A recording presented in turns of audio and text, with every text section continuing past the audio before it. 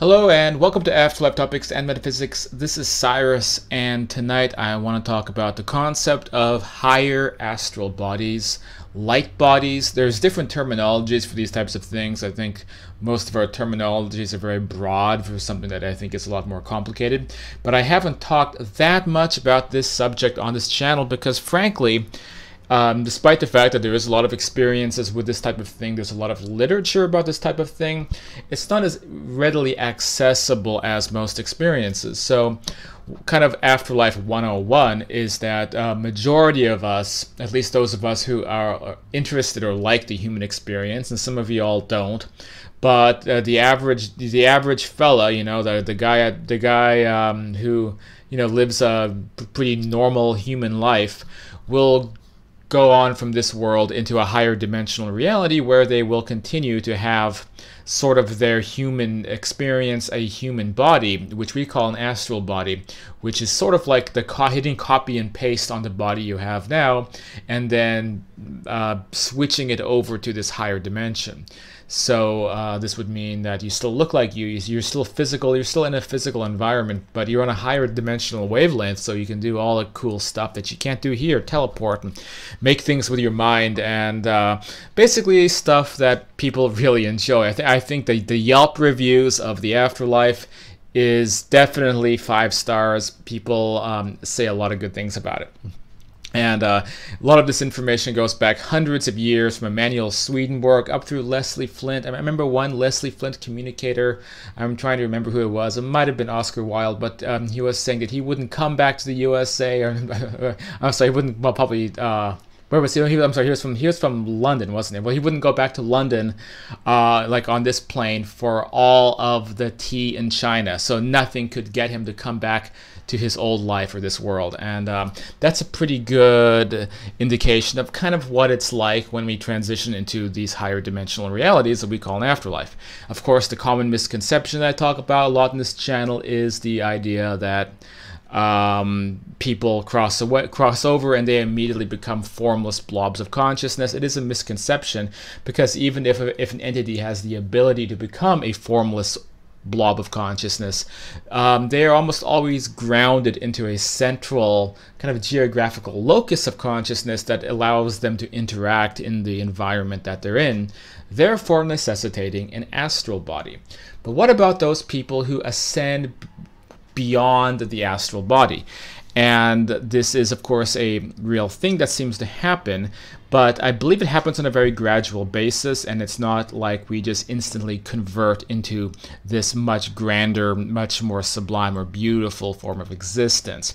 I have up on the screen a couple of images that maybe help illustrate what we're talking about. A very beautiful looking woman, as well as a more ethereal form of eyes, lights, color, things like that. So we're moving away from the astral body, which is still semi-physical. It still has it's still a physical apparatus. I've spent many hours in my astral body, observing it, feeling things, touching things. I've yet to notice a major difference between the bodies, except sometimes, like if I'm still a part of this world or coming just kind of barely leaving my body, it might have a translucent quality until the vibration kind of matches, until I'm properly projecting. But slowly, even that physical to semi-physical astral body seems to eventually morph into something that we could almost say is much more powerful and much more, I guess for lack of a better term, divine. And this is when we talk about going into the light body, which is adapted for even higher dimensional realms of existence. And just like our physical body here would not be adapted to the astral plane of existence, the astral body is not adapted to be able to go into these higher, grander dimensions, which are outside the comprehension of not only people here, but people on the normal astral afterlife spectrum as well. And we hear about hints and bits and pieces of these worlds, sometimes through near-death experiences, although I also really recommend Jürgen Ziva's work to highlight these types of realms and what they may be like. In addition, The Law of One is a good book to kind of offer some ideas or concepts of what those worlds are like. Before before we go any further, quick note, you are watching Afterlife Topics Metaphysics, where we talk frankly about these issues in a no-nonsense way about the ultimate destiny of everybody. So if you like that kind of thing, then I encourage you to go down, hit that subscribe button, double check to see if you're still subscribed, or if you want to work with me personally, consider becoming a patron over at the PayPal page at afterlifetopics.com/university. You can sign up for our classes, or the Patreon page, patreon.com/afterlifetopics. Okay, so to continue. So as I mentioned before, if you look down the screen, you'll see a couple of illustrations to help conceptualize higher astral light bodies. So you'll see one that still looks very much human, right? So you might be thinking, well, when you move beyond the astral form, you're no longer in any kind of human shape. Again, it's that orb of light fetish that people have. That's you're going to become this formless consciousness drifting around, which people can do. But the thing is, human souls are expressive, creative, visual creatures that actually want to keep expressing themselves in a more godly, if you want to call it that, a more divine way. So what seems to happen is that as naturally someone's sort of spiritual evolution occurs, so they become a better and better person. You become more beautiful in your soul, more, again, to use the cliche terminology, more divine. So as you personally undergo that journey, you will slowly refine yourself and be more and more, I guess you have a greater and greater presence, which shapes itself into feeling the energy people get around you, as well as even your physical appearance. And this includes in your astral body. And some people are already there. Some people cross over and they're automatically like this. Other, I think, younger souls take a much longer time to get there. But what is noted is that you may meet a physical human form or a physical looking form that's actually a higher dimensional light body. And what gives it away is often they are extremely beautiful. Jürgen really talks about this, and I believe also in Vistas of Infinity. So it's like the concepts of angels comes out of this. So people who have had astral experiences or NDEs, and they meet this extremely beautiful character, and they tell stories, and then that's how throughout pop culture, actually I think in just about all religions, there's these conceptualizations of angels with wings who are extremely beautiful looking. And it's really deeply rooted in our culture to mimic that. So in religion, you have angels with literal wings. Do they have wings? Maybe if they want to, because maybe if they want to match the mythology. But in reality, oftentimes they may look physical and human, but they have an extremely shimmering element. So they might be like what we describe as ethereal, like moving in and out of the in and out, kind of like they are shimmering, so their form may be shifting into different energy patterns. So you may even see what looks like wings, but really it's just like the way that their form is moving in such a fluid way. It may give the illusion that they have like a wing, because you can see their you can see their after image as they move around. There's some reports like that, or maybe not at all. But the point is that even in these higher dimensional light bodies, whatever it is that they're made out of, some kind of photonic substance, purely responsive to thought, they can still manifest often as extremely beautiful looking human forms. Now, I want to make a very important point, and this is one of the reasons I made this video, because I saw my notes. I've been wanting to talk about this for a long time. In our culture, we're so aligned to wanting to go in this direction that we constantly try to mimic this, especially women do. So in the kind of like pop culture and what I call hyper reality, you have this quest to look as beautiful as humanly possible.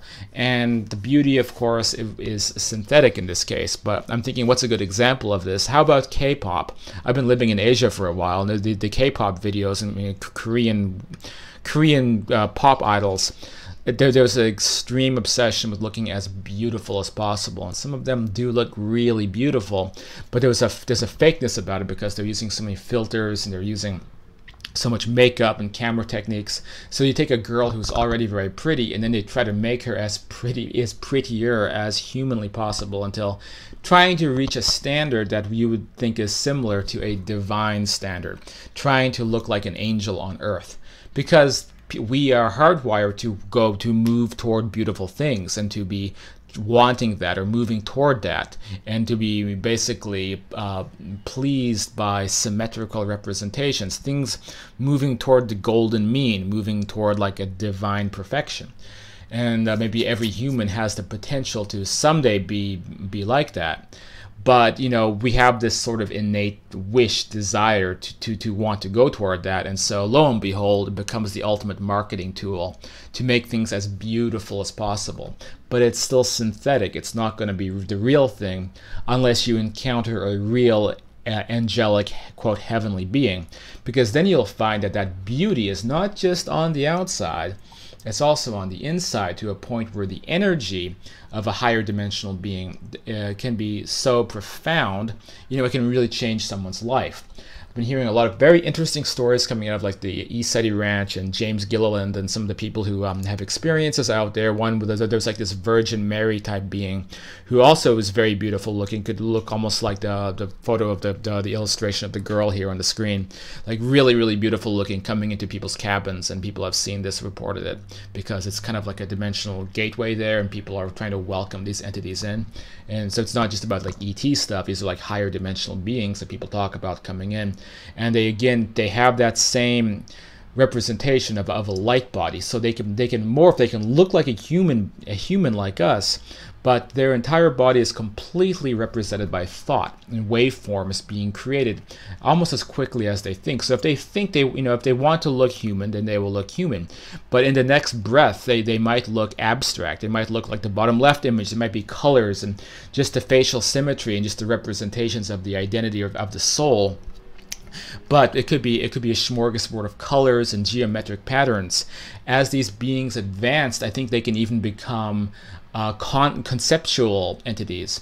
This is when we go into the concept of basically of gods of weather, gods of nature, where they themselves actually become something almost like in the environment, in nature. Maybe I joked on the group, like a weather system could be representative of some higher dimensional entity. A concept could be a higher dimensional entity. Like it keeps going into greater and greater levels, where it becomes more fluid and more, I guess, elemental in nature. But while at the same time, these beings becoming more and more powerful, in the sense that their mental power becomes greater and greater, where they can do things beyond our comprehension, from being in a million places at once to just all types of things that we could even begin to imagine. These are not fourth dimensional beings, or fifth, sixth dimensional beings, who are again outside of our comprehension.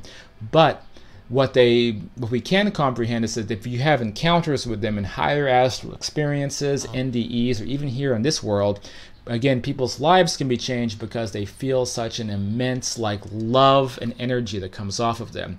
So not only are they extremely physically beautiful, but they have an inner beauty which is also extremely transcendental and beautiful, which can affect everyone and everything around them. Pulling people toward them, helping them, realize that within themselves as well. But I don't believe that just everybody, flips a switch and becomes this angelic, beautiful entity. I firmly believe that it's a process of self-evolution and growth. And the reason that people are trying to evolve, trying to spiritually improve themselves, is that they've seen entities like this, and then they aspire to be like that. They think of them. They look within themselves and think, can I someday be as powerful and magnanimous and beautiful as this entity that I experienced? And getting there, as it turns out, requires refining yourself, to incredible levels of refinement, until you yourself actually achieve that level of extreme inner beauty and compassion and all of these attributes that we consider of a divine nature. When we've really purified ourselves and really, really expanded our consciousness and really become more and more loving and interconnected and all of these things. And it's a very long and, believe it or not, quite complicated process, because you really have to go through do your inner work and untie those knots within yourself and try to unleash your full true potential. Then you may be shifting into a light body form. Now, one more issue though is do we already have these forms as our quote higher selves? This is where it gets really complicated, because the answer may be yes and no. You know, I've talked about higher selves before, and I'm leaning toward the concept that a light being, or a higher dimensional, higher astral, or just plain like higher dimensional godlike being, basically it will branch out a piece of its consciousness, and that piece becomes you. And so then that higher being is your higher self. But that little piece of its consciousness that breaks out is trying to operate like a fractal. So that little piece of its consciousness, the penultimate goal is for that thing to eventually become as powerful or on the same level of mommy or daddy, to get to that same point.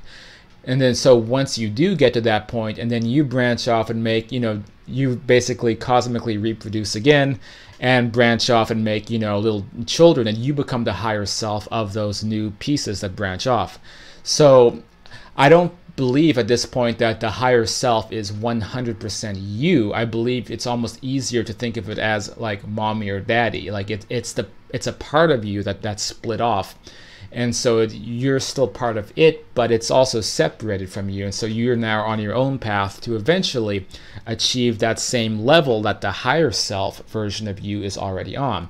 Because your consciousness is connected to that higher self, part of you can access whatever version, whatever representation of you exists and looks like what we see here.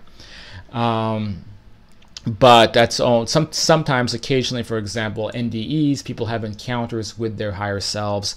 What I don't really see and what I don't really hear about are people actually fully merging with the higher self completely, and I don't actually think it's possible. I think the higher self can pull its little fractal, its little piece of itself with it to have profound experiences. But then when that experience is done, you're back down to the level that you were originally at. The point being is that there's no shortcuts. And so the New Age books that try to say that there's shortcuts, or you pass away, you immediately become this angelic entity, these are misconceptions. The point is that you are you, and you're going to stay you. You're going to remain you, no matter how many other dimensional fragments of you that may exist.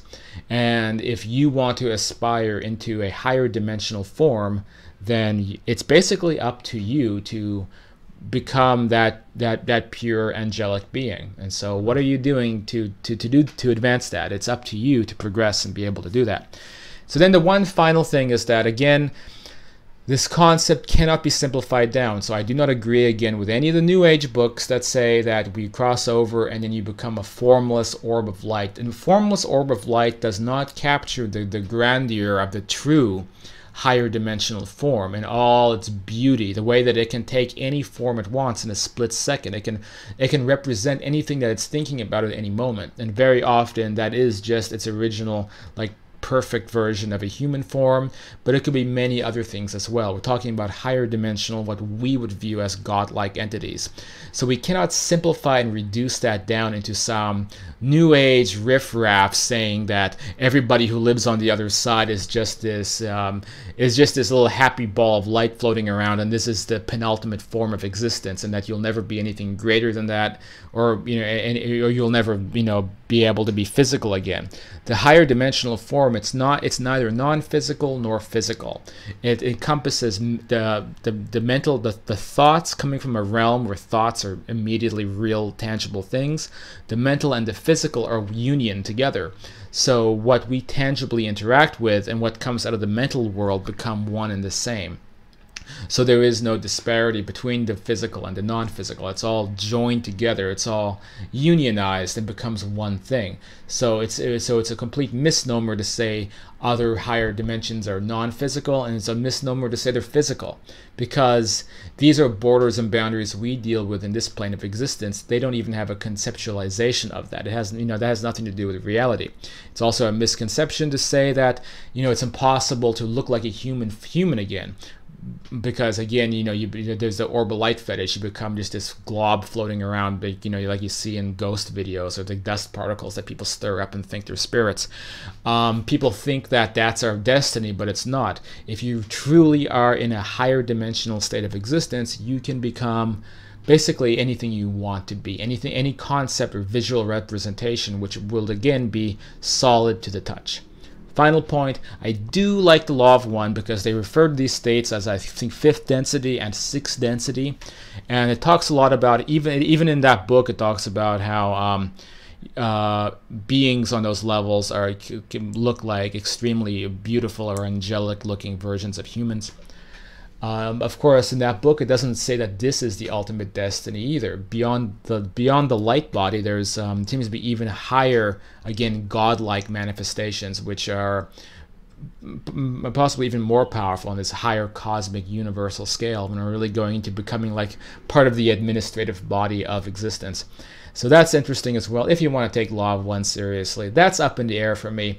I do think, whether they were really channeling what they said they were channeling, who knows about channeling, but just the ideas on the surface have value, even if it was just somebody like me spitballing things and thinking stuff up. If I wanted to, I could say, I'm Cyrus the Channeler, and all this stuff is coming from, Etheron, from the eighth density. If I wanted to, I could say that, but in reality, it's not. It's coming probably from me, and there may be some channeling involved sometimes when I'm processing this information. I've been told by mediums there is, but that doesn't really change anything. It doesn't add any authority to me or anything I'm saying.